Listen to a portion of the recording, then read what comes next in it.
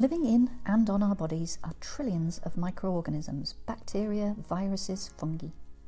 Here we're going to look at those living in our guts and their impact on our health, both mind and body. The bacteria in our digestive system live mainly in the large intestine and are responsible for many functions: protective, structural, metabolic. The term microbiota is used for the individual collection of these microorganisms in each of our guts. All the different species compete for resources, food, living space.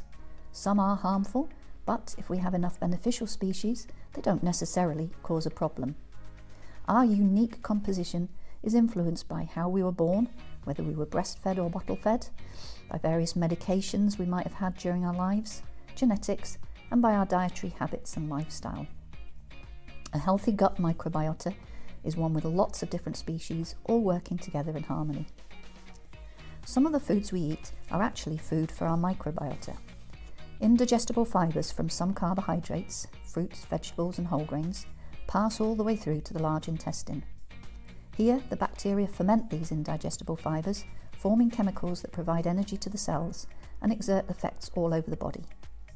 They maintain the integrity of the gut wall, they make vitamins, especially vitamin K and some of the B complex vitamins.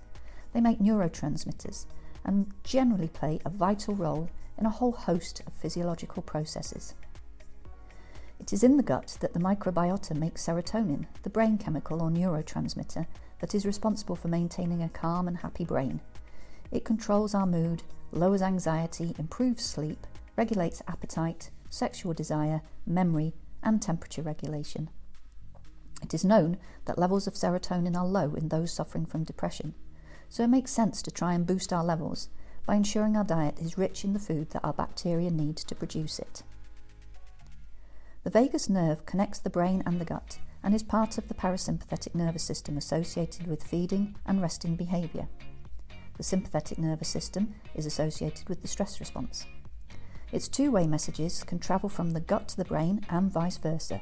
So if we are stressed, this will upset the gut, and if the gut is upset, this will upset our brain. The key to a healthy, diverse gut microbiota is to eat a diverse diet, eating a large array of different fruits, vegetables, nuts, seeds, whole grains, beans, chickpeas, lentils, and lean proteins and healthy fats. Choose the least processed forms of these foods as often as possible. Minimise sugars, which can suppress the good bacteria, allowing the harmful ones more room to take over. You may have heard the terms pre- and probiotic. Prebiotics are the indigestible fibres found in the whole grain seeds, legumes, fruits. Underripe bananas are particularly high in this kind of resistant starch, as are oats and potatoes. These pass through the digestive system pretty much undigested into the large intestine, where the bacteria ferment them, as mentioned earlier.